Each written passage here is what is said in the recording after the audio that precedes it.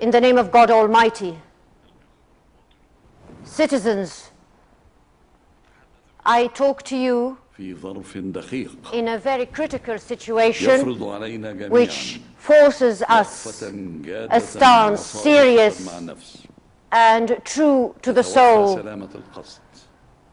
in full good intent for the benefit of the nation. I have been following up the protests and what it called for and demanded. My instructions to the government was to give a chance to the people to express their opinions and their requests. Then I have seen the impact of some infiltrators who tried to force slogans, and I was very upset that what that resulted to victims, innocent victims amongst the protesters and police forces. The government has been committed to my directives, and that was clear in their dealings, the security forces, how they dealt with the young people in the nation and rushed to protect the people at the beginning, respecting their rights for peaceful demonstrations as long as it took place within the law, and before these changed into riots that threatened security and obstructed daily lives of citizens. These protests and what we've seen also with stances over the past few years should not have happened had we not given spaces for free expression and expression of opinion and the media and other freedoms that has been given due to reforms, and had not been from what Egypt has seen with interaction. Joining of the forces of society in my capacity as a President of the Republic, and by virtue of all the powers conferred on me by the constitutions as a judge and arbitrator, I always stressed, and I will continue to reiterate, that sovereignty will be to the people, and I will always adhere to the right of exercising the right of freedom and expression, so long as it is within the parameters of law and constitution. There is a fine line separating freedom from chaos, and while I take the side of citizens' freedom to express their views, I also similarly adhere to defending Egypt's stability and security, and not to steer it into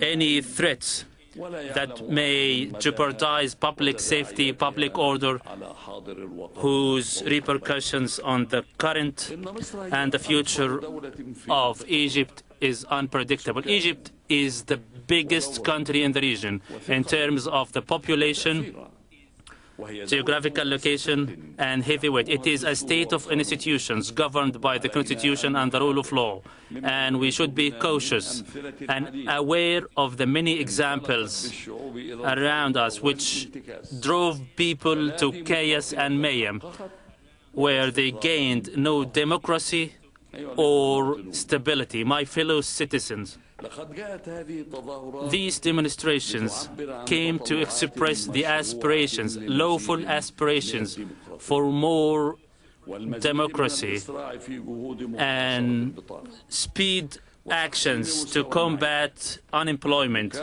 raising the standard of living, and fighting poverty, and addressing corruption.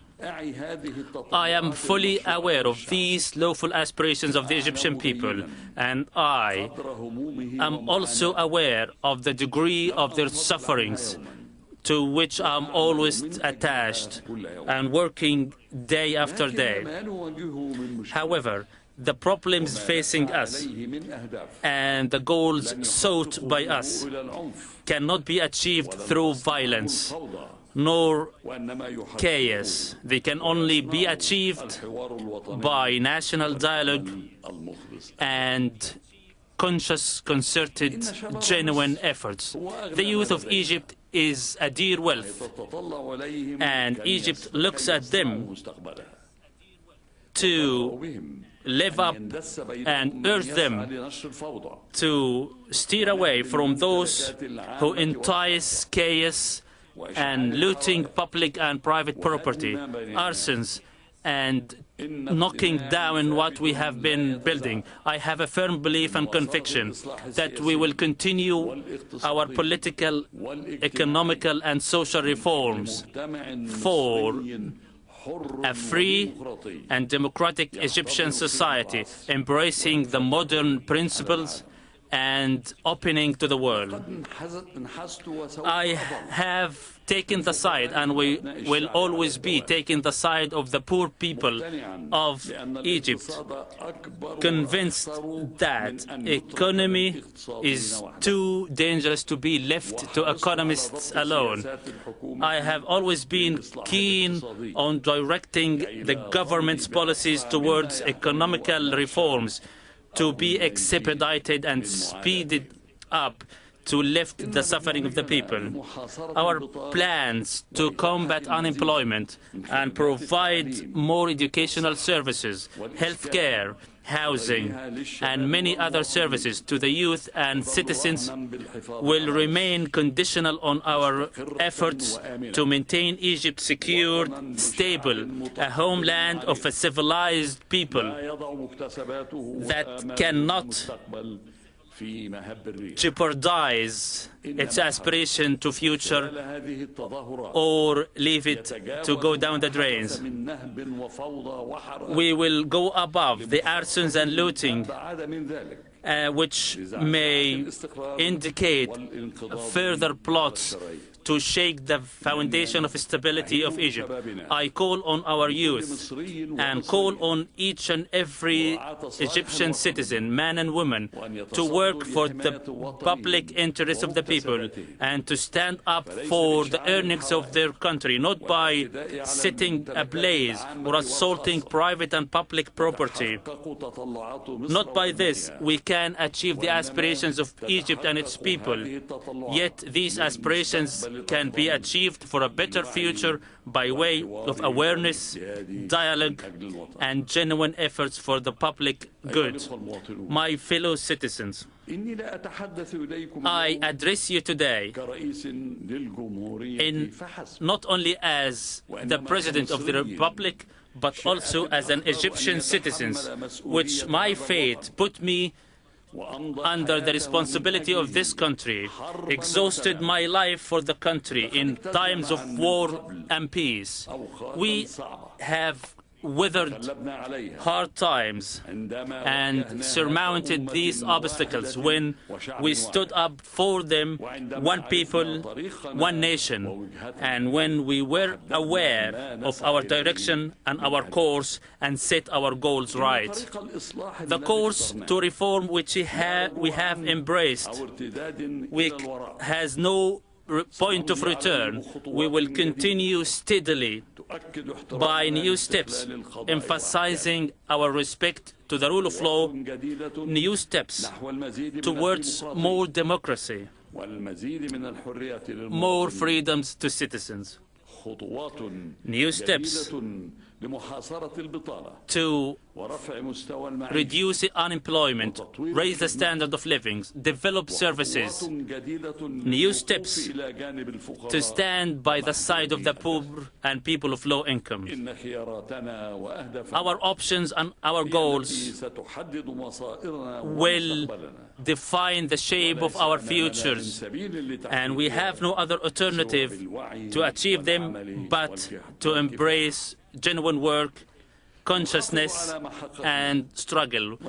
We will continue to maintain what we have earned and embark on this, cautious of the future of the nation, the incidents that took place today and the past few days have left the majority of the Egyptian people fearing for Egypt and its future, cautious of further mayhem, chaos, and destruction. I, shouldering my first responsibility to maintain the homeland security and their citizens' safety, cannot tolerate, cannot allow this fear to grip our people, and therefore I wouldn't allow this to haunt our future and our fate. I have requested the government to step down today, and I will designate a new government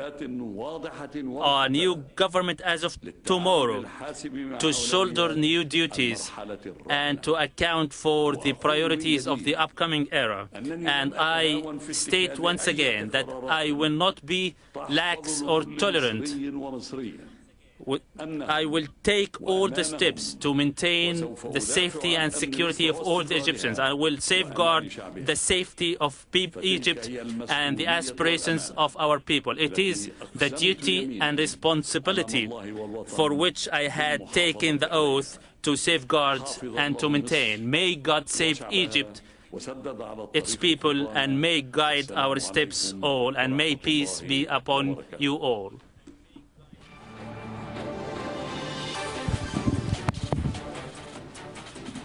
There